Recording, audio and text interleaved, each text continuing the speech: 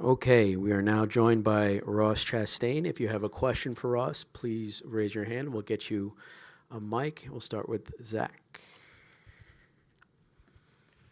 Zach Sterniolo, Nascar.com. Ross, I was wondering if first you could describe what happened there with the 9 car on that one restart, but also just the emotions of going through this championship race and coming so close. Yeah, the emotions are surprisingly good. Like, I'm not sad. I'm not upset.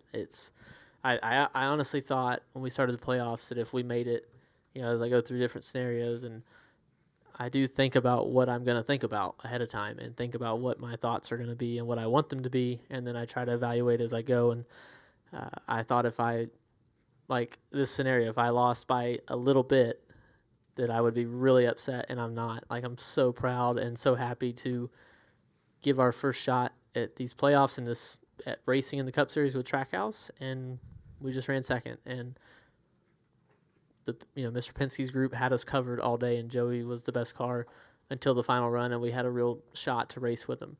But we didn't have the balance in our car and the grip in our car all day to be that way. So I'm proud of the effort we kept. Nobody got upset. Nobody got flustered. We just kept working on our car all day. And with the 9, I feel like I got position on him to the left side in the dog leg, and he turned left. Go to Holly. Hi, Russ. Holly Kane with the NASCAR Wire Service.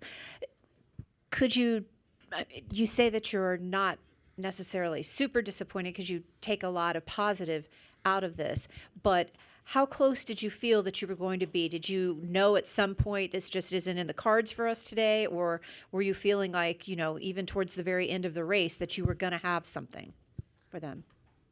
I never believed that we were out of it.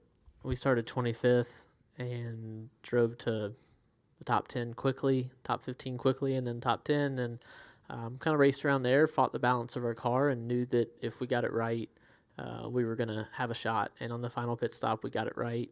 It fired off the best, together with a good pit stop, together with a good restart, with a good whatever, however many laps we made to the end there, and that was the best we were. And that's what makes me so happy, is that we can just keep fighting, and no one's ever upset. We keep our world small. We all do our jobs, and everybody at Trackhouse just put forth their best effort throughout the season, and we ended as strong as I've ever seen us. And everybody stepped it up in the sport, in the playoffs, here at the end, and we did the same thing. And I'm proud of that. Go to Matt and Jerry and Lee. Matt Weaver, Racing America. Man, you've been on a journey this year, right? Like the highs and lows, and there's been moments where people have been critical, said you shouldn't do this, you're great for doing this. Then you have what happens at Martinsville, you come here and race for a championship. Looking back on the entire season, is there anything that you wish you could have done differently? Oh, we're going to be here a while, Matt. My gosh. Yeah, just learning to race with these guys, okay? Our cars were so fast this year. They were faster than I've ever had in the Cup Series by far. And I wanted to take every opportunity, every half of a car width, and take it and take the air. And then when I wasn't quite as good this year, I'd block them and just keep my position waiting on the next pit stop. And there's a lot in this Cup Series that I've ran for Premium, and then for Spire, and for CGR, and now Trackhouse. And as I've progressed through those teams and gotten closer to the front, it's different way, even though I was on track, of the way the guys operate, and learning to coexist with them is something that I wished I would have had a better understanding of, or been more open-minded. I knew it. I people had told me, and drivers had came to me in the past and tried to tell me, but I was just when I have an opportunity, I'm going to take it always. And not that I'm going to back down, but there's just it makes it a whole lot easier whenever these guys were coexisting with each other. And I wish I would have opened my mind to that a little earlier, instead of waiting so long. And then yesterday you mentioned kind of embracing the fear of can you be a Cup Series driver, and the timing of that. Were you ever afraid that maybe you couldn't cut it as a top-tier Cup Series guy? And now that you've gotten to this point, has this been kind of a validation that yes, I can be.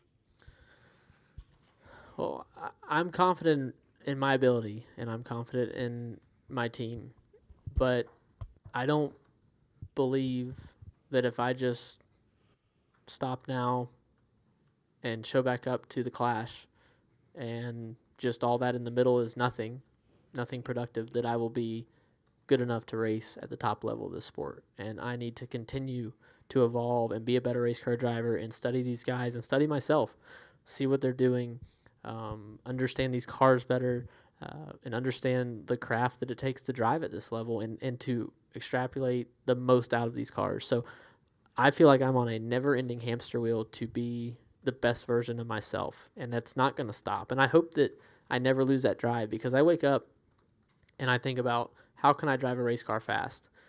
That is my main priority every day of my life now, and it has been for the past probably 7 or 8 years. It wasn't at the beginning of my career. Before that, it was, how can I raise the funds to race? And before that, it was, what do we need to do at the farm to grow a crop? So you look at the progression of my mindset that comes natural when I wake up, and I feel like that I'm on a never-ending evolution to be better, and I can't wait to get to work this off season, even though I have learned to marry that together with maybe some time away, some time not focused on this, so that I am charged and ready. This is a long season, but I feel like we hit our stride early, obviously with the speed, but it just didn't falter. We did not, most of the missteps were on my part, not our team, and I want to clean that up. We'll go to Jerry, Lee, then Nate. Jerry Jordan, kickingthetires.net. Ross, we've talked through the years about this is the dream, and this season this was a dream, and you had a dream that started here one time, and then it got yanked away. But now this year's dream has kind of come to a close. Does it end now for this season, or do you bask in this second place run for the foreseeable future in the off season? Or you immediately start focusing on next year? And how do you explain, or how do you look forward to the continued growth that Trackhouse can provide? For a lot of that, Jerry, I'm gonna rely on my group, both Trackhouse and the business side and GM and the Chevy performance side too. With our coaches, I want them to guide me, and it's their jobs to mold me into the best race car driver I can be. I'm telling you guys, there's so many things that I can do better, and there's so many things that I can clean up that would make lap time, first of all. They would clean up running position throughout the race, and ultimately finishing position week in and week out. So I'll really rely on them, Josh and Scott and Dan, to guide me, make me the best version of myself that they can make me. And I want to be coachable. I want to be the best, and I believe that the path there isn't always what I want. I'm not always going to like what they want me to do. I'm not always going to enjoy the moments, but it's going to be for the better, and I believe I have the best group to do that. I'm full of gratitude and like, just, I can't believe how good I feel. I finished second in Truck Series points in 2019 and was crying, pulling in the pits off the track, and just got it together kind of, and then just lost my mind that night, but then had Xfinity and Cup, and that kind of took my mind off of it. And right now, like, I am proud of what we've done, and I feel so good. There were no, pulling in, there was just taking like an audit on myself. There was no tears. There was no like moment where I had to like compose myself. It's just genuine, like, good feeling from inside, and I'm just happy with where I'm at. I'm happy with the group I'm with. I was excited to get out and see my family, see my mom, see my dad and brother, and see the whole group we've got. And like, this is just the beginning. And if it all ends today, it's fine. Like, really, if I can never race a car again, it's okay. Like, it was all worth it, and I'm genuinely happy. And believe me when I say it's true, because there's other times where it eats you up as a competitor, but for some reason, it's not that I'm complacent in second, but I feel good. Lee.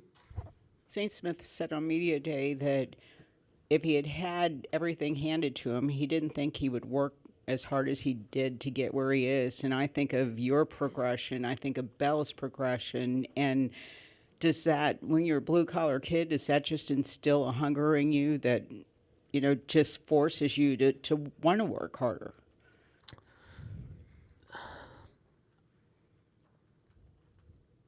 It's tough to say because I can't speak for anybody else, but I can say that Zane, I walked out and just watched some of his championship celebration, took some pictures, just standing out there by myself just to be happy for him and just watch it and soak it in myself, to watch him soak it all in. And we were texting this morning and just love that guy and so proud of what he's been able to do. But, for me, look, I don't feel like that I would be here if I didn't have a lot of people do a lot of things for me. I didn't just win races in a local short track and make a name, like get here on my own. I had so many people put funds towards me, put rides, put their name out there to get me a ride, like to go to a team owner and vouch for me. And I feel as privileged coming up as any other kid or guy or girl that has a direct family tie to a team. I think it could have went wrong for them just as much as it could have went wrong for me. So, we didn't own a team. We didn't bring all of our own sponsorship, but we did. We spent a lot of our own money to get here, and it's not talked about enough in this sport because it's kind of the ugly truth that, you have to sacrifice a lot. And point blank, I'm still paying my dad back, and I will probably for the foreseeable future. He sacrificed so much to put me in race cars coming up through the ranks, and then went out to his people that he knew and that our family knew, and we leveraged a lot of relationships. So it's not like it's just because I was a good race car driver that I got here. I had a lot of people, mainly in the agriculture industry early, support me because they knew me and they knew my family.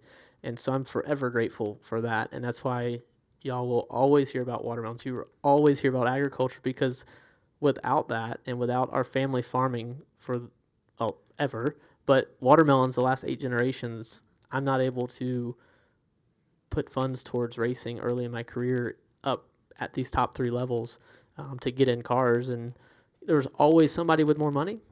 And I think we did a really good job navigating that market and that climb.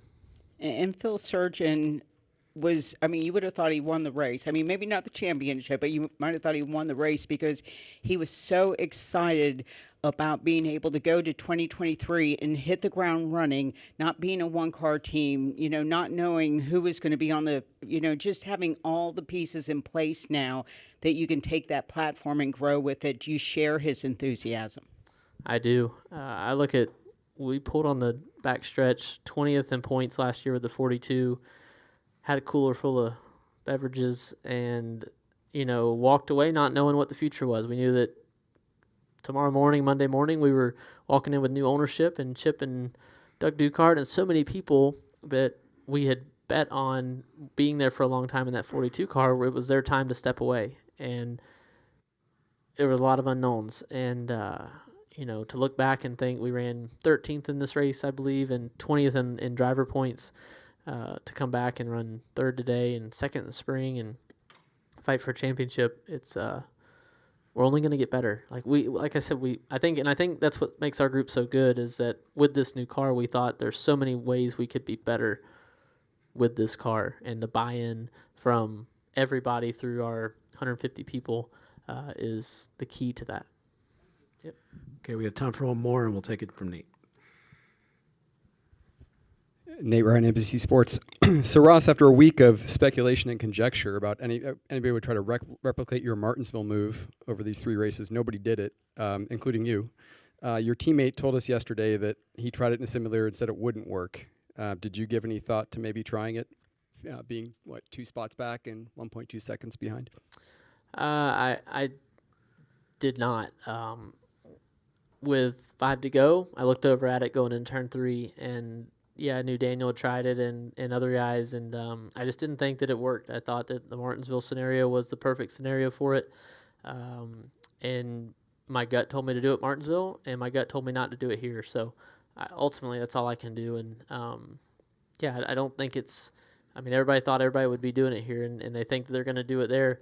Look, it's scary as heck to commit to that and to put your car and your body through that.